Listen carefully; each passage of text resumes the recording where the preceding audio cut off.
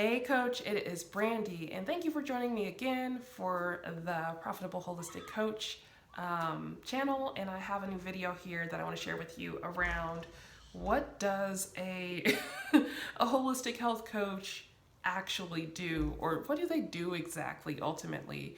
And I think it's a really good question because if you want to become a profitable holistic coach, you want to be able to really start thinking about what are my deliverables. And it's really, really important that you are able to really have an approach to make sure those deliverables are successful and predictable and achievable. So there's definitely some moving parts to this, but let's just talk about the basics of what a profitable holistic coach is going to be doing, because you could totally be a holistic health coach that is not profitable and maybe they're doing some other things. Not judging, just saying. But if you want to be profitable, these are some things that are worthy to consider. So here's the top 4 things that come to mind. So the first thing is to help clients remove barriers. So this isn't just where we're telling clients to do stuff and then wandering away. We are actually helping our clients to remove the barriers. So we need to be able to get into the fine print detail of what the client experience is and to really be able to assess the client barriers pretty well. So that way you're able to help the client realistically remove the barrier. So if you are seeing that as something that is really ideal, I would like you to give me a thumbs up for this video so far.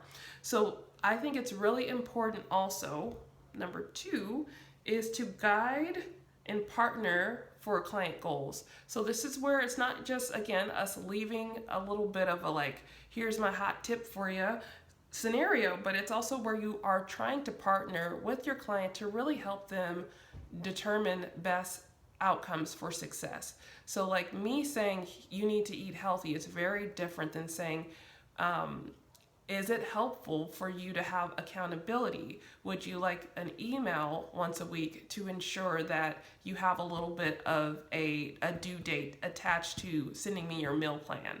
So one is more of a partnership where there is actual partnership happening, and the other is more of an example of someone just saying, I said eat healthy, and shrugging and wandering away.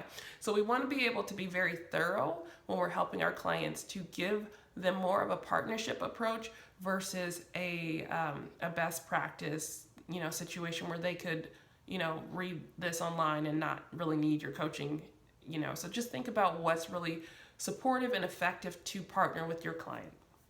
The third item that I feel is really effective for the profitable holistic coach is going to be tracking your client outcomes and behaviors. So depending on what it is you're supporting the client to resolve, you want to be able to track their progress in some way, primarily based on how often you are having sessions with your client. I think it's really important to consider, like if they're working with you on weight management, maybe there should be a scale situation where they're on a scale once a month, maybe every 2 weeks. If you're working with them on nutrition, maybe you want to have them send you pictures of their fridge and pantry so you can kind of get a rough sketch of what's going on in there.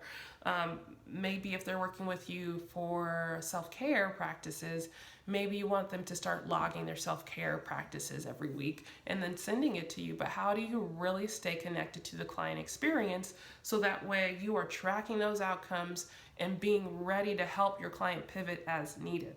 So the fourth thing that I'm going to share with you that I feel is really important is to create customized client-based strategy. So you can only do that if you're really digging into the details with your client to figure out what it is that they need and their experiences and really understanding how their barrier plays out.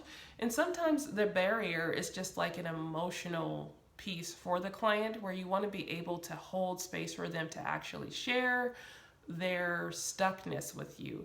And that means you may want to account to use good bedside manner ultimately with your clients. So sometimes coaches will be a little bit more reserved or have expectations where the client doesn't feel like they can really share what their struggle is, and that is not going to be a long-term coaching relationship. So warm bedside manner can go a long way in the coaching practice, because people need to be able to really open up to you. Your clients need to be really comfortable opening up to you and sharing what's wrong, where they're getting stuck, or even if they've missed like the opportunity to do something, to come and say, hey, I totally blew it. I didn't send in my meal plan log or whatever this week. So you want to be able to have enough rapport with your client to have them be very honest with you so you can actually help them the best. So these are some of the tips I have on pretty much like, what does a holistic health coach, a profitable holistic health coach, what are they doing? So these are some of the things that you may want to consider for your coaching practice. I want to invite you to leave a little thumbs up or heart emoji if you've enjoyed today's video. And of course, I want to invite you to give this video a like if you have not. I greatly appreciate it. It helps more coaches see this message. And then, of course, I want to invite you to make sure your notifications are turned on so you don't miss an episode. And last but not least, be sure to check the description box. I have tools and resources and offerings galore there for you to help you build out your holistic coaching practice. Take great care, and I'll catch you in the next video, Coach.